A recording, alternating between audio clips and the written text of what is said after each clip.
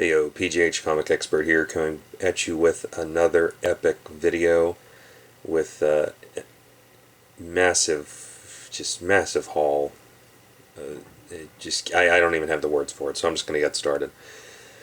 Alright, so as you all know, I've been just rummaging through this resale shop near my office, and the guy who manages the comics finally managed to take some of these ones that he had overpriced in his case and toss them into the regular stock and add them into the sale, so making them less than $1 a piece. Two of those were these two books here. I'm sure you all, anybody who's around my age that collected in the 90s, I'm sure you all remember these books. And since I have a lot to cover today, I'm not going to spend a ton of time, but I always wanted to open that black bag one because I had the sealed one for so long, so I did end up opening it and just to see what was inside. Pretty neat. Probably going to sell it as well as the sealed one, just because I'm purging my 90s collection here, so pretty soon. See, I bought both of these bags, opened them because I hate poly bags, and just to see what all the fuss was about.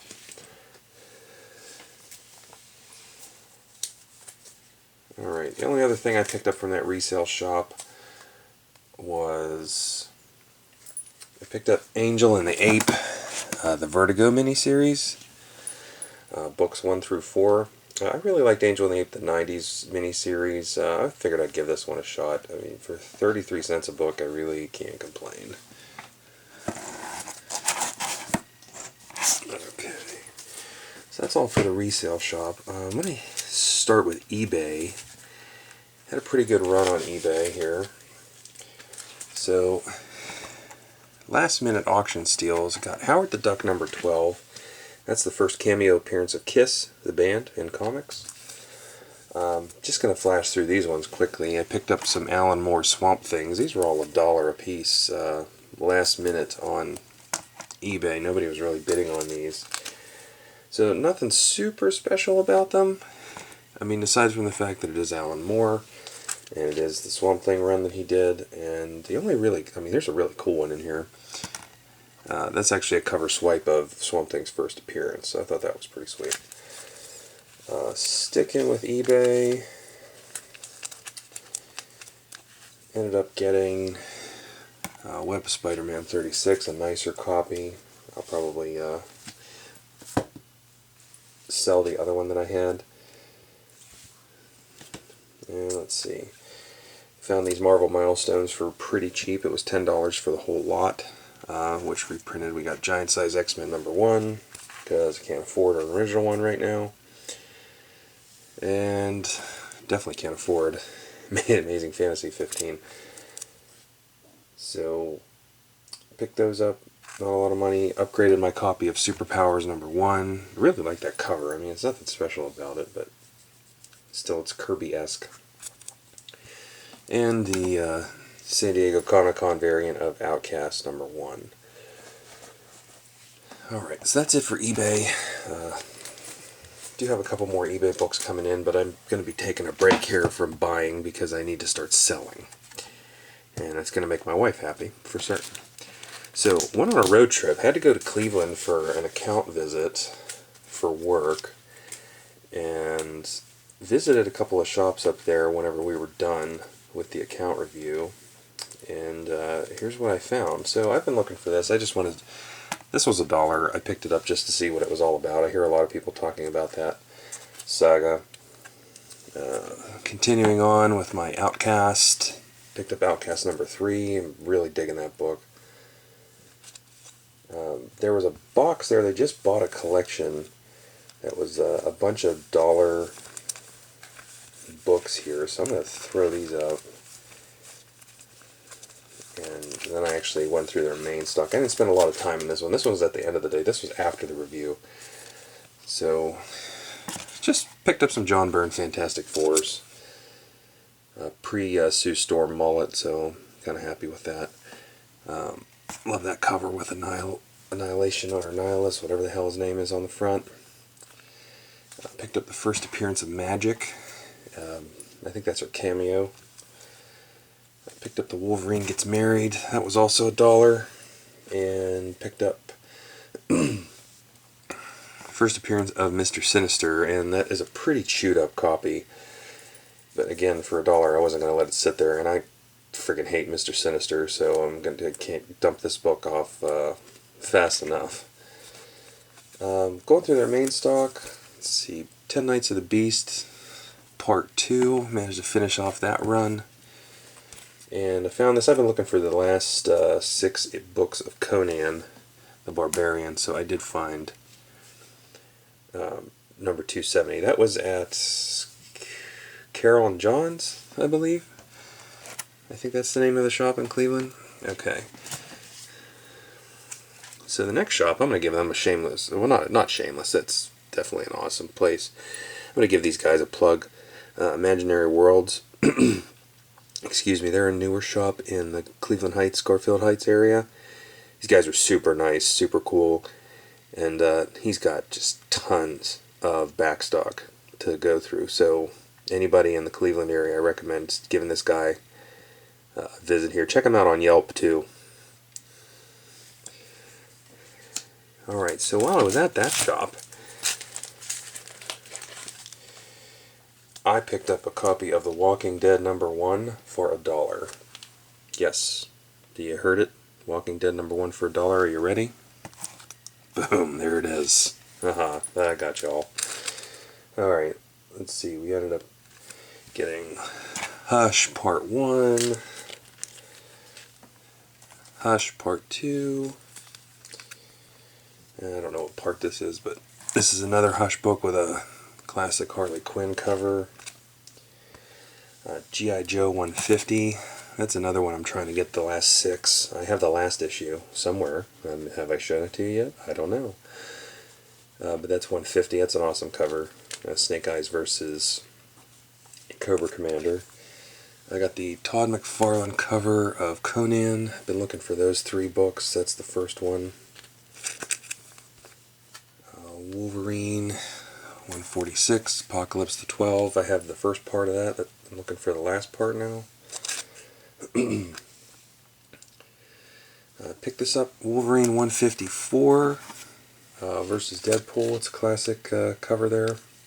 Leafield cover. 155, that's my second copy of that one. I just actually sent a copy away to get CGC'd after having met Rob Liefeld yesterday. I'll get to that in a minute. By the way, these were all buck. Wolverine #8, that's probably one of my favorite comic covers ever.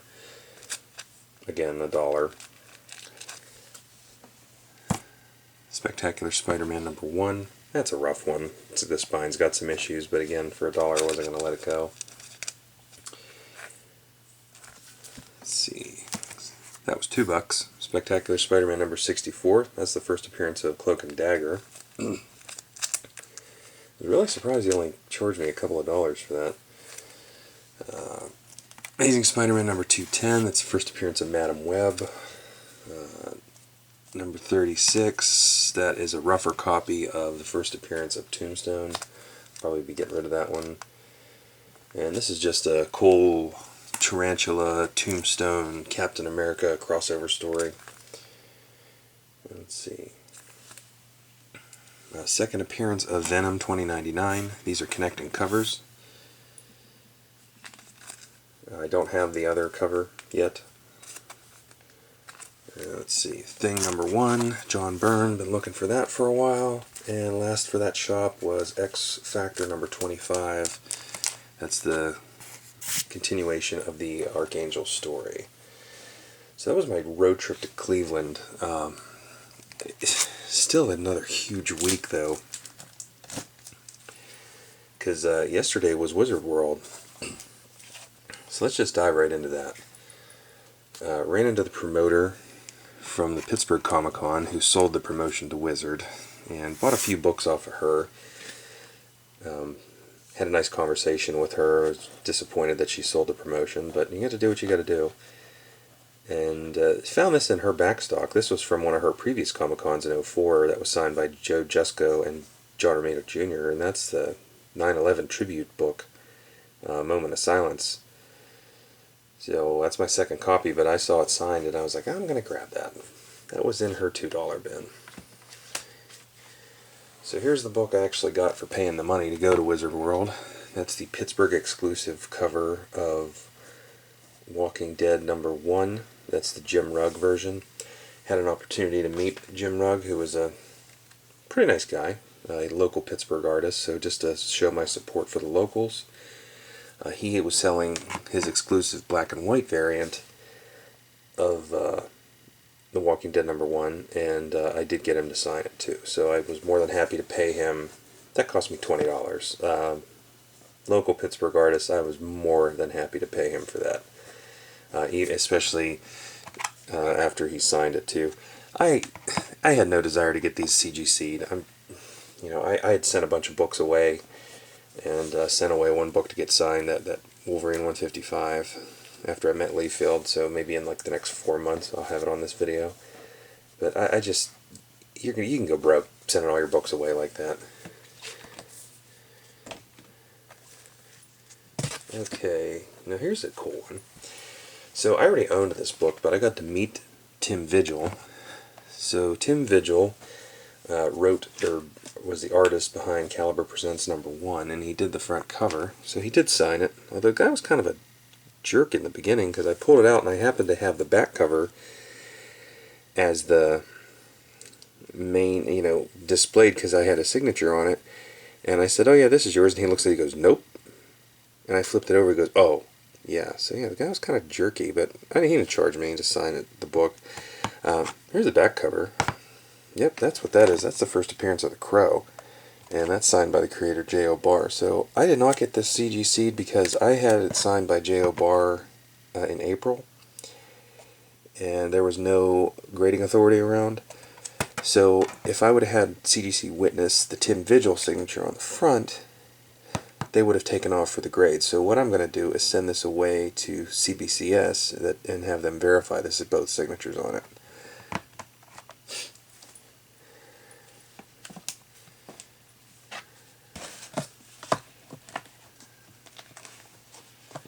Okay, so still, I reluctantly stopped at New Dimensions at Wizard World because they were wrapping up, and I wanted to see what they had there. So I haven't had good experiences in those stores. Just I don't have a problem with Todd McDevitt, the owner, but some of his employees are just real boneheads. Alright, so looking through his stock here, this was all pretty cheap. Spider-Man 2099 #45, that's the second to last issue. That's my second copy of that one. #46, that's the final issue. That only cost me $7. That is on eBay right now for like $90, and 45 is on eBay right now for like $50. So it's pretty ridiculous. So I'm gonna probably try and sell it there. #35, first appearance of Venom 2099, and Batman #400. I've been looking for that book for a while. So I have some books here that I'm not going to really show off because they're just not worth it, but did pick up, these reprints actually go, that's Marvel Milestones Volume 2. I have the original one of these somewhere.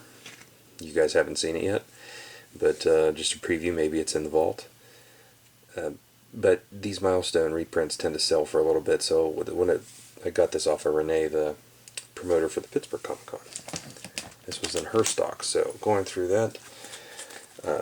Did some fillers for Born Again, just trying to get the whole run with the Frank Miller Mazzucchelli art. I'm just going to flash through these. It's a great cover.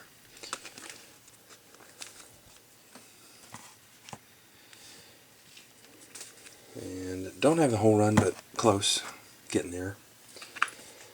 Picked up a couple of copies of these. That's not his first appearance, but that is a great cover. Doctor Strange #1 with Dormammu, and there were two of these in here, and I grabbed both of them, and I think they're going to be, when Doctor Strange does the movie, this may be the storyline they They pursue. I don't know. Really like that page. It reminds me of when I first started collecting. So I did buy 2 of them, and I'll probably be selling one of them. Alright, moving on. Found one guy who had a bunch of low-grade books for overpriced amounts. I only ended up buying 1 book off of him, and I didn't realize after I paid him that it had a friggin' liquid stain on it in the bottom, so that's kind of irritating, but it cost me less than $10.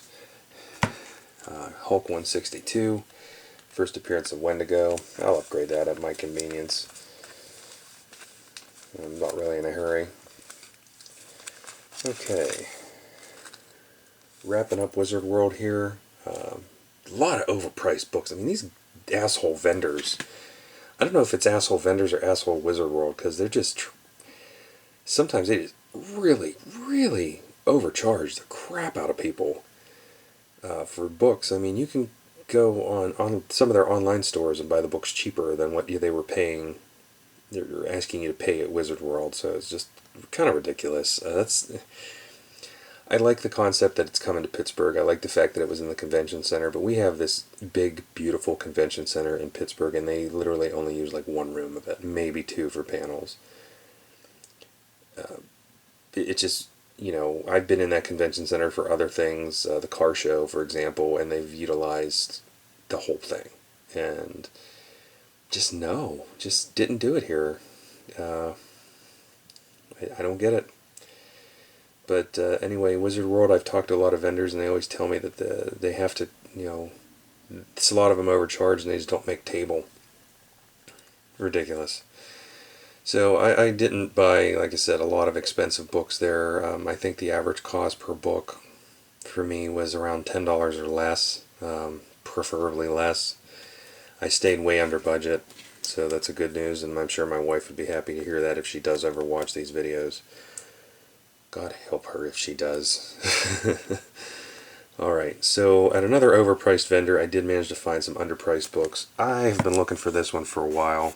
This is the prelude to Hulk, All Hulks Collide, which was one of my favorite Hulk stories growing up. And that's just a great cover. Gray Hulk and Green Hulk and Bruce Banner all on it. It's awesome. Love that cover.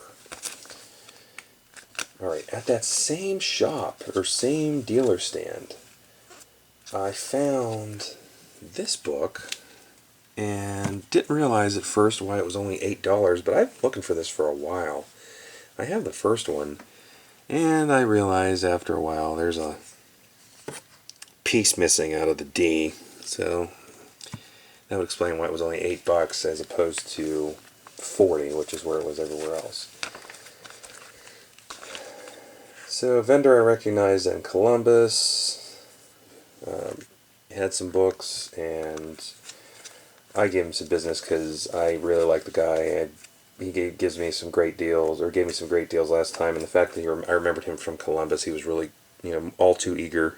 He was, I don't know, maybe he was running, maybe it was time to not make, or trying to make the table cost back, so he was like, oh yeah, you remember him in Columbus, and he gave me a deal on some things, so, and when you see why. So one of them is one of these painted covers, like these anniversary covers. I've been trying to get as many as I can, because, like I said, the artwork is different, and they are painted, and this is great, because it's got Jor-El, Superman's parents on there, so I thought that was a nice cover. He hooked me up with one of these, Batman, or Detective Comics number 600, barely charged me anything for that, and I love that cover. Not even anybody famous, really, that did the cover, but it's just, it's just a really cool cover, I thought, and I said, hey, for the price, I can't complain. And wrapping up Wizard World here, so at that same Steeler stand, I found this, and this is one of the early Harley Quinn appearances in actual continuity. I saw this cost me $7, so this is a hot book from what I understand, and I saw this, people had this book for $30, $40, raw copies, $30, $40, and I got it for $7. Granted, that is a great cover. Joker is just amazing. People had the CG Seed Like, I was like, why would you even bother? This is like Detective Comics 737. This is like, 100 or so away from the final issue. And I just didn't get it. And the dealers are telling me that this is a Harley. It's like the third or fourth Harley Quinn, and this is maybe her first in the actual like non-one-shot continuity of DC, the DC world. So $7, and this, like I said, this book is really popular. I've been jumping on the Harley bandwagon. I hate to admit it, but just you know, I don't know. I like her better than Deadpool. It's better that way. I'm not a fan of Deadpool at all, even though I did get to meet Rob Liefeld, and he was a super cool guy. Okay. This one here.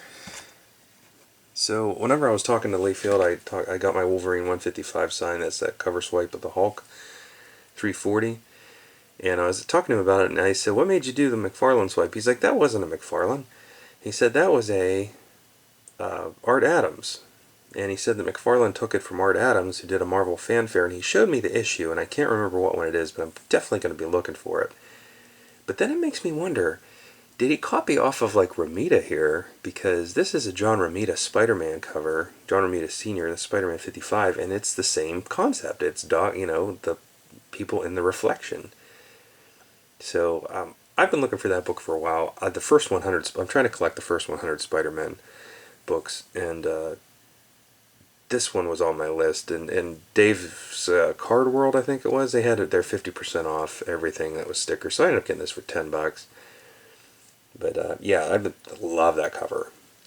Not as Ditko, not a Steve Ditko, which is cool. That's okay. Still one of the first 100 Spider-Man. I mean, there were 700 Spider-Man books, and then what they're on, I don't know, 12, 13 now, maybe 15. I don't pay attention to the new Marvel.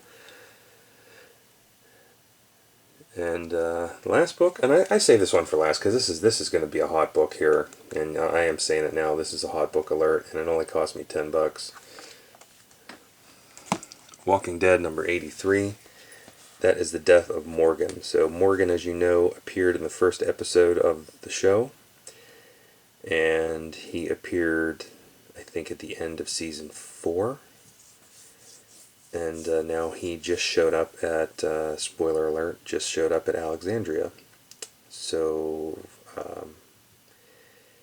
I don't know if they're going to kill him yet, but they're still in Alexandria at this point, I believe, and it would not surprise me. So, I'm calling it now. This is a hot book, and it's brave buying a Walking Dead book, but because some of them are just way overpriced.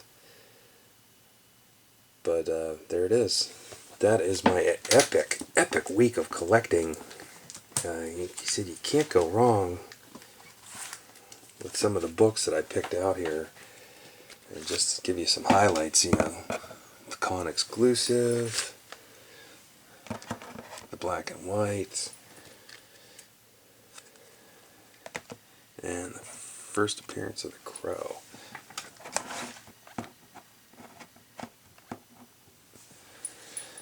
Alright, thanks for watching. Looking forward to the comments. Peace.